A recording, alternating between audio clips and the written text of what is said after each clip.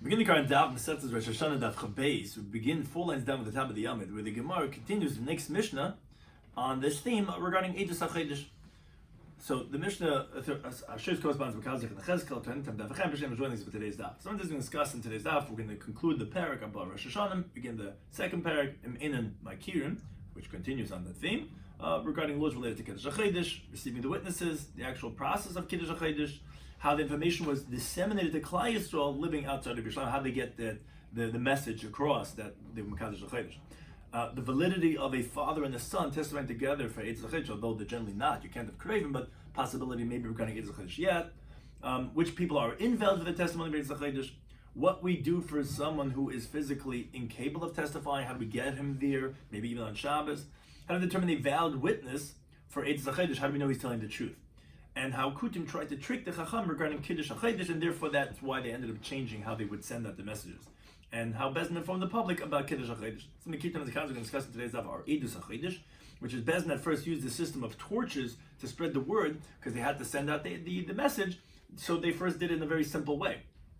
However, later on, when the Kutim created trouble, that's when they ended up changing their method of the messaging. Seichri Shvius is regarding that the Torah prohibits working the land every 7th year. It says in the Torah, B'shana Shvius, Shabbos Shabbos, and Yilod, Shabbos Hashem, Sotchel Yisiz, B'kamachel Yisiz, and if someone goes ahead, and instead of using it for, because the produce that grows during the Shemitah years, holy Mikdash Shvius, considered hefker, may not be sold, because it's allowed by Machal Asay. It says, so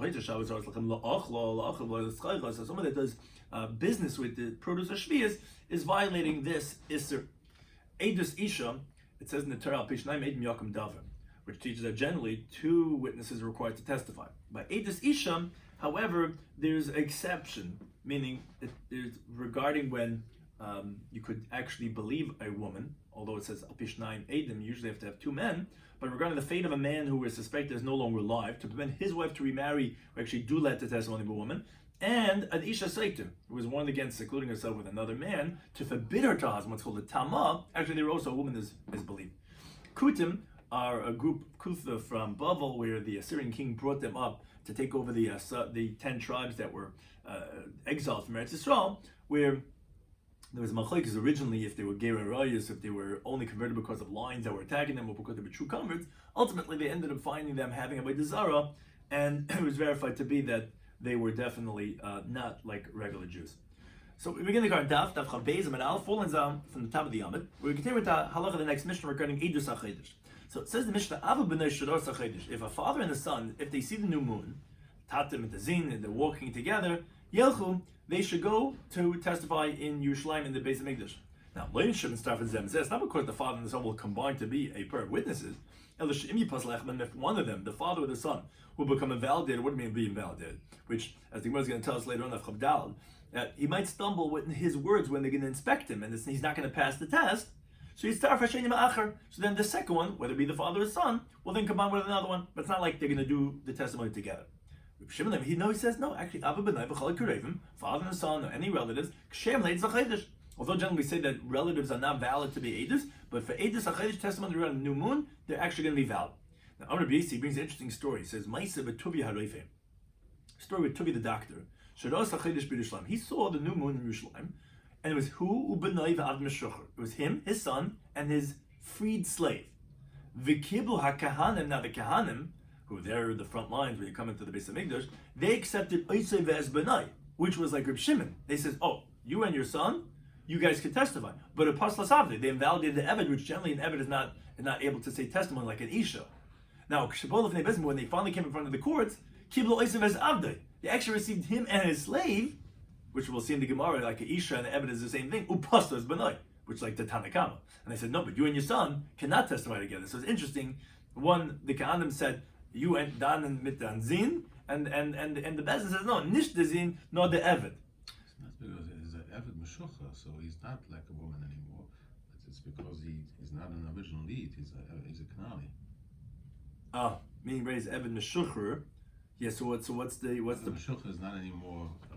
So what's the problem? Why didn't they take why they pass as Eved? Because he's not from Yiddish lineage. So what? So he can't be an aid? Does it say he can't be an aid because he doesn't have yichus? A ger can't be an aid. Maybe he's saying for Eidus HaChodesh. That's for Eidus, only for Eidus HaChodesh? What's this Avdoi? The Machshav HaKol HaChodesh. Oh, Miuchasim. With the ger mamzer. Shemi itcha, daimelacha. Yeah. That's what? That's for Dafka. That's for everything. No, well, I mean on regular Eidus or just no. Lechem, lechem is bochem. Aha. Okay, very interesting. Just like we say by itcha, when we talk about from a king can't be from Evan Meshuchra. So too interesting. So that's the same thing for Eidus HaChodesh that they pass on Meshuchra. Yeah, good point. So I'm Levi, he says, my time what's the reason Rabbi Shimon that he says that relatives could say Eidus together? He says because so the passage in Shemais says this month is lochem. What does it mean? This month is for you. He's talking to Moshe and Aaron, which means Eidus would take ksher b'chem. This testimony is kosher in you. So although you and Moshe and Aaron are brothers, we see that this is different. That for Eidus HaChodesh it's going to be valid, even though that they're brothers. Now, but Abanim, they say no. It means that such testimony is given over to you, meaning you and your brother are the chashuv hadar.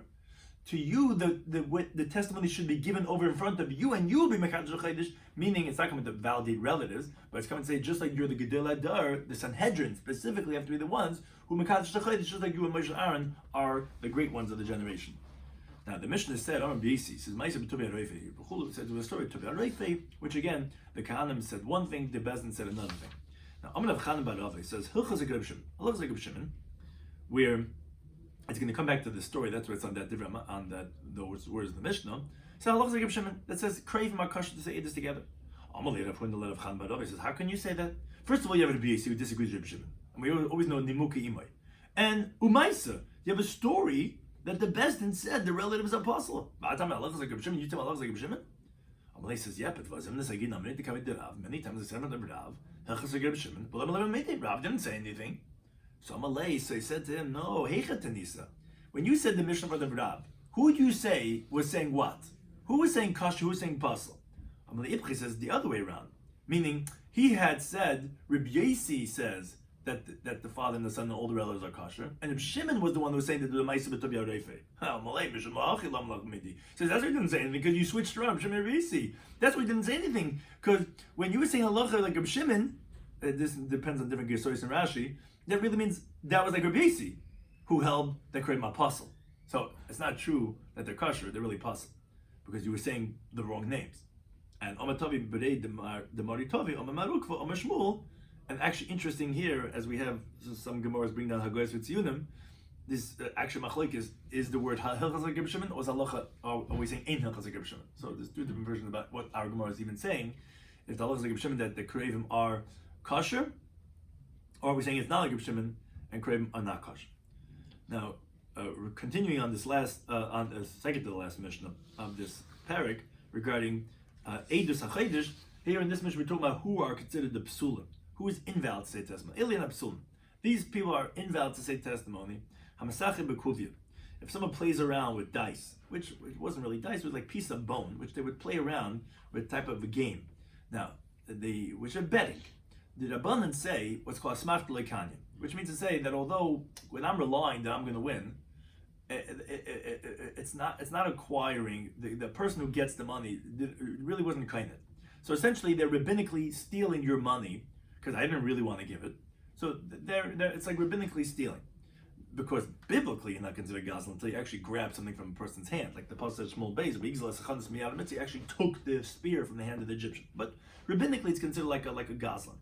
So if someone's gambling, or umalve beribis, or let's say he loans on interest. Now, it's not a biblical gazlan to invalidate him because of the Pasuk says, you're not allowed to have, the Torah says explicitly, a thief of a witness, you can't. It's not a biblical gazlan because the person's giving it on his own, but it's like rabbinically suspected individual who's violating an isser for monetary purposes, or mafricha yainim, or let's say somebody who it's similar to gambling, with dice is when they have these animal races. Is whose dove is going to get there first? So they're racing the doves. Or Shvias, which let's say somebody does business with the produce of Shemitah. Which the Torah says it's la'ach, like we said in the introduction, v'loy l'schayra, as the Gemara says in Daf Samach Beis Amud Aleph. Now, all these individuals you mentioned up until now, since they're suspect to violate halacha because of money, and that's what they're essentially doing in all these things, so that we suspect that they're false witnesses because somebody bribed them for some ulterior motive. So again, we can't accept their testimony. And vavadim, says the Mishnah, which that's actually a different category. That's a biblically invalidated person, and that's a kavachim from a woman. As the Gemara says about becoming the Peichas and Aleph, that women are not able to be Eidim, and an Eved, Kanani, has halacha like a woman, so he also cannot say testimony. Which the Mishnah Zah called, this is the rule. Call Eidus, any testimony that a woman's not valid to say, Afhain in Ksherla, they also cannot go ahead and say testimony, and therefore, since the woman cannot say Eidus HaChedish, so they also can't. Now, says the Gemara the following diuk, Ha'isha Ksherla, but regarding testimony that a woman would be valid, for example, as we said in the introduction, to testify regarding if a person died that the wife could remarry, and regarding a saita, which is a suspected adulterous woman. She was warned and she's secluded. Now, a woman comes along and says, I saw her, having infidelity. So that's called to tell that she's tameya in that seclusion, where she's not going to drink. You only drink if you don't know. So a woman is actually believed in those two cases. I think these witnesses that we invalidated in the Mishnah, in those cases, would also be valid, because that's the inference, because since the woman's not, they're not, it sounds like they would be. Amar Rashi, so Rashi says, this tells us that Gazlan the Devreim, these rabbinic thieves, are valid for the testimony of a woman to permit her to remarry. Now, as Rashi points out, that's specifically when you're rabbinic Gazlan. But a biblical Gazlan, who he's a mechutzev, someone has the audacity to violate out in the open biblical law, the sages did not permit him to, even for the testimony of a woman, and even though they allow an Eved and an Isha, who are also psul deraisa, that would not include a Gazlan the Iraisa. Last Mishnah of this parak continue regarding Eidus HaChedish, regarding Mimchal Shabbos, as we said in the previous daf. So it says the Mishnah, Mishuras HaChedish, someone who sees the new moon, he can't go, he can't walk, so they transport him on a donkey, and as Rashi says, even on Shabbos, because we say Mimchal Shabbos to get there. And Afil B'mita, even on the bed, we take him in the stretcher in the Hatzalah ambulance. Now, let's say there are enemies laying an ambush on the road, which as Rashi points out, because the Baisusim and the Kutim, as we'll see on this, and we saw on the previous daf, that they would lie in ambush to hold them back because they wanted to fool the sages. So they're taking in their hands sticks to fight them and fend them off. Now, if let's say he was very far journey to get to the Sanhedrin, they take with them food. As the Mishnah explains, as long as it doesn't take more than a night and a day, Yemachal Shabbos to get there on time. And the Yisrael Tzachedish, go out for the Eidus HaChedish, because if it would take longer than that, and the testimony is not going to be needed anymore, because the 31st day Beis Din is going to anyways proclaim the new month. So therefore, it's only if it's within a night and day, then they go Yisrael Tzachedish, because it says in the pasuk of Yikra, it says that Eila Moyed Hashem, these are the holidays of Hashem. You should call them out in their designated times, which is on when you're supposed to, and that's what we said in the previous daf. That's telling us to be Mechal Shabbos to get there on time. We shall return to the first parak. We said Rosh Hashanah, parak Arba Rosh Hashanah, which spoke about 4 Rosh Hashanahs, and we spoke about that in great detail. We spoke about Rosh Chodesh also, and with that we begin the second parak in Makim, which continues on this theme regarding the halachas of Eidus HaChedish. So the Mishnah tells us, if the court here in the Sanhedrin, they don't recognize this witness, is he a truthful, honest person or not? So the halacha is, so then Mishalchin, so the court, the roof from Zanstut, the court from his city, they send Imai with him, Acher Le'id, someone else, to testify regarding him, to say in front of him in the Beis Gadol, who they're going to be to say, as a kushid, Mekenim Gloiben, that he has, he's an honest person. And what's the reason for this? So the Mishnah tells us, because B'Rishayna originally we accepted the testimony of the new moon from any person. But Mishakilkulu Baisusim are those who they only believe, so to speak, in the written law, not in the oral law. And they have a very different tradition, and because of that, when they started messing things up because they wanted to intervene, as they always try to do, because they know that the fruma is actually what halacha is, so they try to take over and confuse everything, which the Gemara is going to explain exactly what they did to mess things up. So they instituted that they're only going to accept it from those that they recognize, and therefore you have to come with your test to show that you're a trustworthy person. Now the Gemara wonders. There's a word here that's a little misleading, because it says that they would send someone else. The Gemara says, "My acher." What is acher? Sounds like chad. Sounds like one person. Problem is the Gemara continues to Beis, the chad mimehemen is really one person believed to validate this person now, that to make him that he has a chazaka, a presumption that he's an eminent, a trustworthy person. But in the Brisa it says, "Ma'isa shabahu." There's a story that this witness came in front of the court on Shabbos to testify regarding the new moon. The Eidav Imoy, and he had his witnesses with him to verify that he's trustworthy. To testify him. So you see, as in general, as Tysus points out, I'm saying generally you need to have two witnesses to go ahead and verify the person. So what are you saying? One person. Someone up says, "My acher." What does it mean? Other. It means zug acher. Although that's singular, acher doesn't mean one person. It means one peer. And something more says actually logical, like we're saying, because you don't say like this. When it's in the Mishnah, it said in they don't recognize him. Then you send witnesses along with him. You said acher. Now my oisai, there's also singular. What's heist aim? What's him? If it means as in singular chad one person, like we thought in the Havamina when you send someone else with him, acher meant one person. Is one person trustworthy regarding Eidus HaChodesh? But the pasuk can tell him Mishpat Ksebei. The pasuk that talks about regarding Rosh Hashanah, making the new month, it says Kichak Yisrael is Mishpat L'Keyakir. Mishpat is judgment. Judgment always needs two witnesses. So obviously you can't say in Ein Makir and Isai is one witness. Isai means that peer, which is also a unit, one unit. What does it mean you send Acher with him? It means Zug Acher, another peer. So the Gemara actually asks that, says, is that really true? Is it really true that one person is not believed to testify regarding him that he's trustworthy? But Vatanya in the Brisa, there was a Maisa, that he went for a witness to testify on that witness, a character verification on Shabbos in Usha when the Sanhedrin was there. So that's with Mekal Shechaydish, and you see it was only Reb Neroi. Why are you saying Reb Neroi? Sounds like only one person. But I thought you told me you have to have two. So Amadei said no, Reb Neroi, he actually had another witness with him. But look, why haven't we mentioned the other person? Because the honor of Neroi. Because Rashi says the only reason why I mentioned Reb Neroi was to learn from him that a great person like him was matzah this going on Shabbos, and it's not honorable that we should bring a proof from the kind that mensch that came with him and the other person that we didn't mention. But yes, you need two witnesses. Or another approach of Rashi, I said Reb Neroi sadachrin have a bu'usha. Actually, there was another witness with him in Usha who recognized that witness. You're right. Only he went because there was someone else over there. They must say, yeah, that's the case. I don't know what he's saying. So I'll tell you, what would you say, Misveika? Out of doubt that maybe that witness won't be in his house. Who knows this character of that person who's coming to Yerushalayim? Maybe Shabbos, because maybe that person's not going to be there to combine with him. That's what we're saying. That no, went, and because you don't have to suspect that maybe that other person won't be there to verify that that person is an honest person. Now, continuing on this theme, Kiasa Ula, when Ula came to Babel, Amay said, "Kashuli Yachab Emarava." He said that they Makadosh L'Chodesh in Eretz Yisrael. He said that they made it Kiddush L'Chodesh already.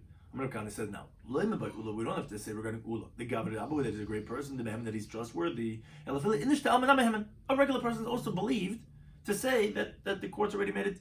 Now, my time, what's the reason? Didn't we just go through a whole sugya now telling you we don't trust everybody and you have to suspect? And so why are we trusting? I said, a famous phrase.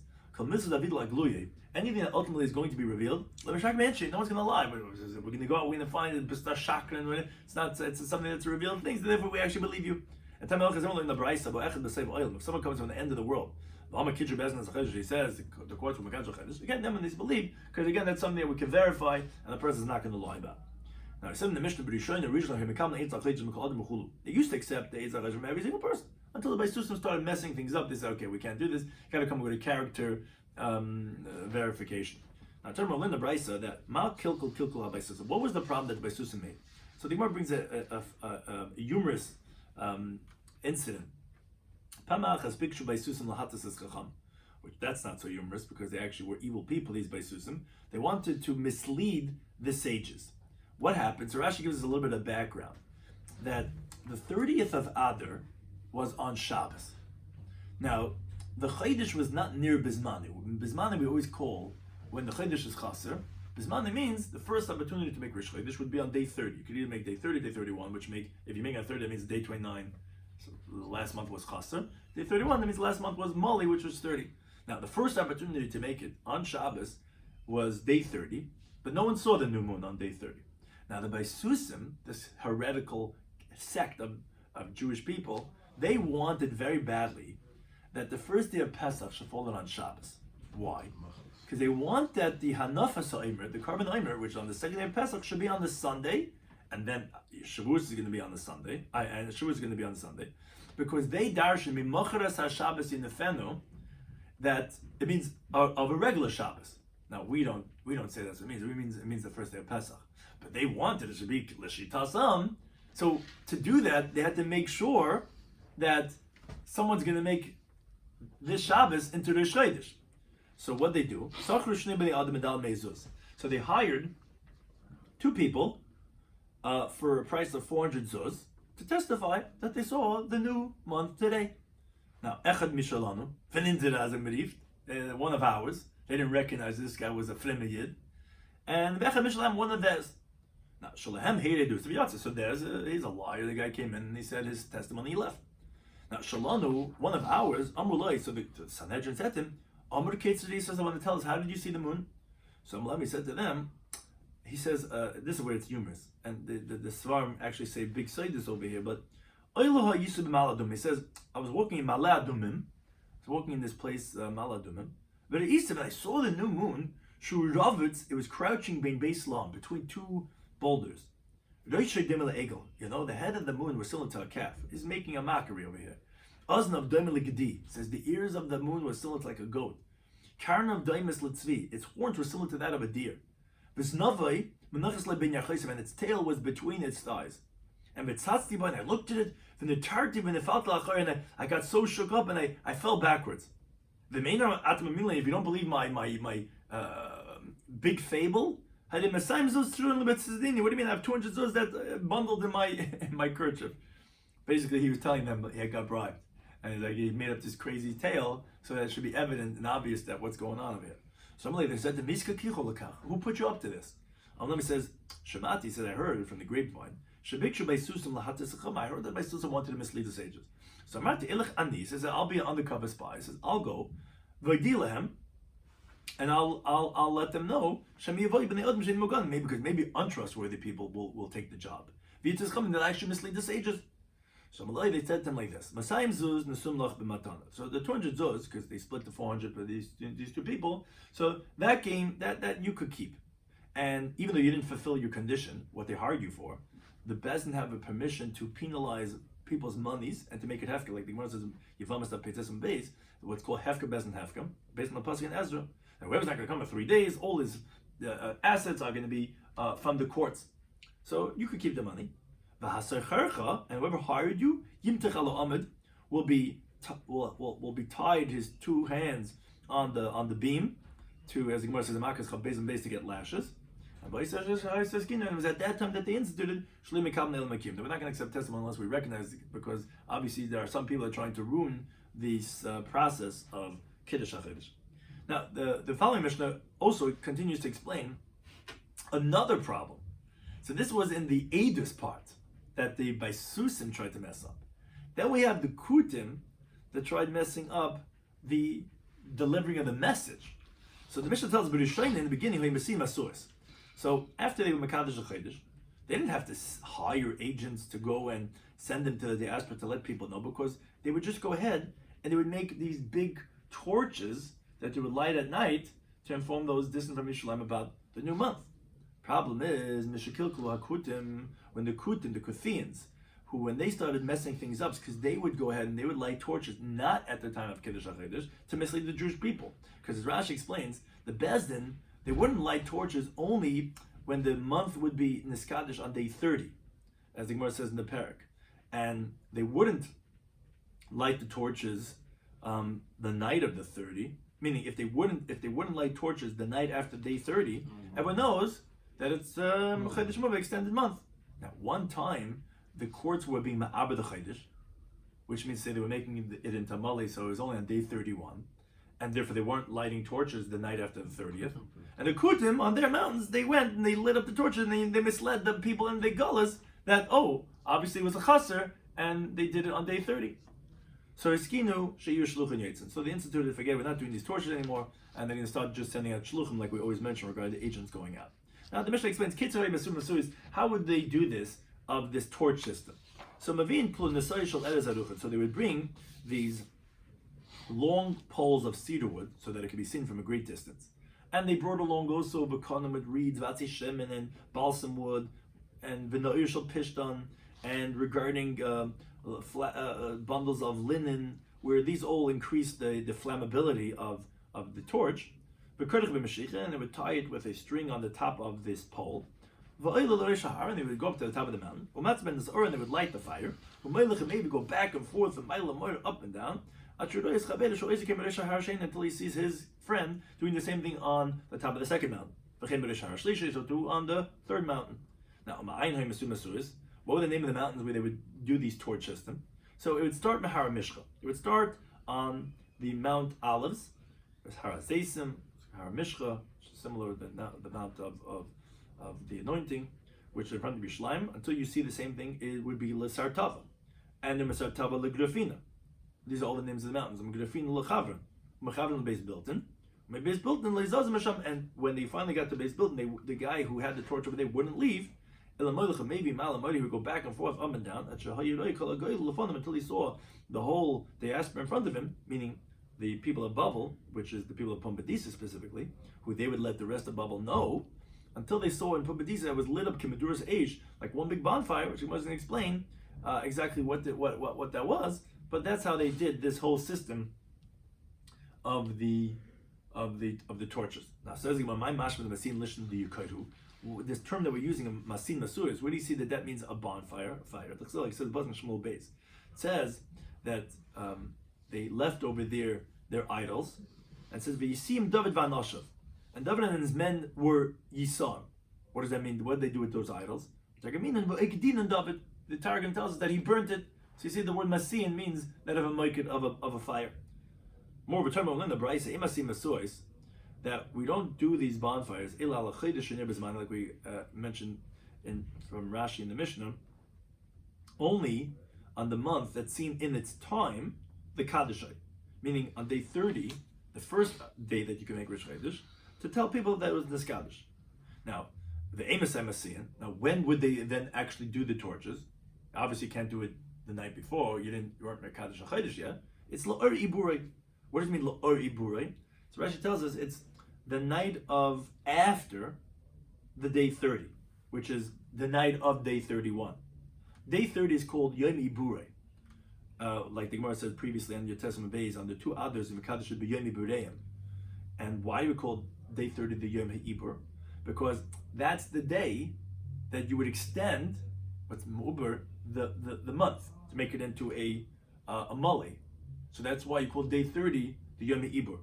So La'ori Burei means the night after the Ibur, after day 30, which they made it now, the first day you can make Rosh Chodesh, what's called Bizmanoi, which means the previous month was Chaser. That day 30, if the Mekadosh on day 30, then that following night, they would do the torch system. But if they're not doing day 30, and they're only doing it on day 31, which means the previous month was Mali, then they didn't do the torch system. That's how they knew that... So in Bible they didn't know to daven Rosh Chodesh. Well, they never knew really, because best in, let's say, 3 o'clock in the afternoon, Mekadosh to Chodesh. This is Rosh Chodesh. So what do they do with davening? Right. So I'm saying so we'll actually see regarding not davening, but regarding other things like malacha. The Gemara is going to discuss that, but yeah, they didn't know, but now they know when was Rosh Chodesh. So says the Gemara, remember, is that to say that Chasa Abdinan, that we only do it when the previous month was Chaser? That's when they do the torch system. Amoli left in, but when they made a Moli, they didn't do it. Might tell what's the reason. So I'll tell you why.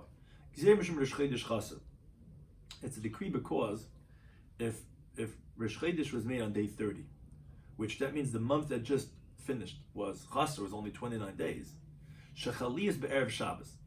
If let's say that falls out to be on a Friday, now you do it the night after, right? Because you could only see the torches at nighttime. Now we only did the kiddush during the day. You would have to wait to the nighttime. Now you can't mechal Shabbos to light a fire to light these torches. So Amos Avdi. So when are you gonna have to do the torches? Ba'puke Shabbat, Matzah Shabbos, when Shabbos is over.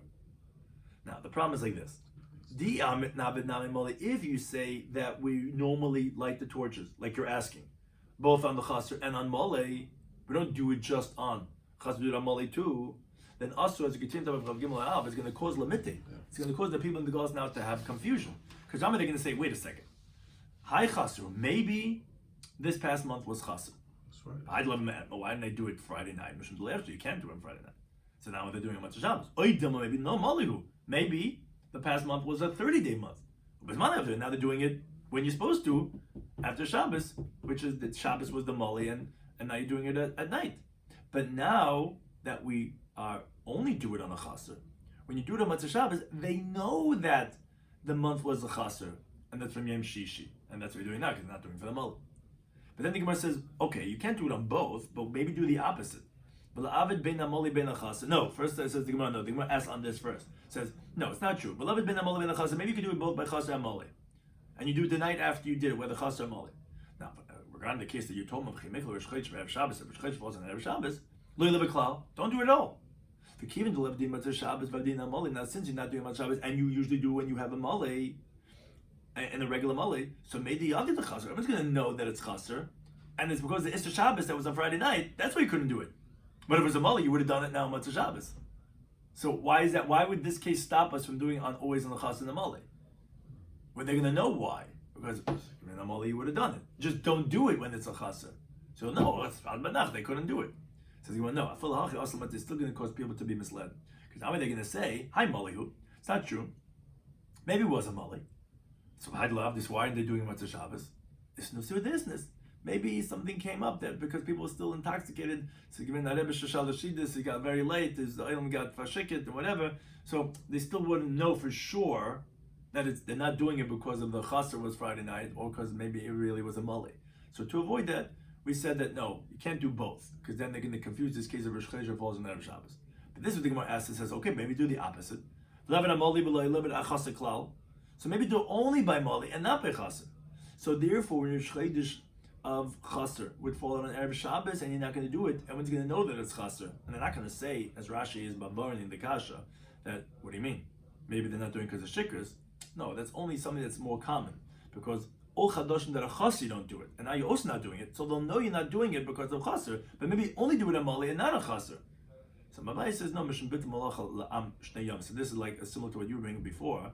No, because now you're going to have the people that are not going to be able to work for 2 days. Meaning, if you say that you always do the torches on the Mali and not on the Chaser, you're never going to have a Rosh Chodesh that the people are not going to be able to work, or actually Rosh Hashanah.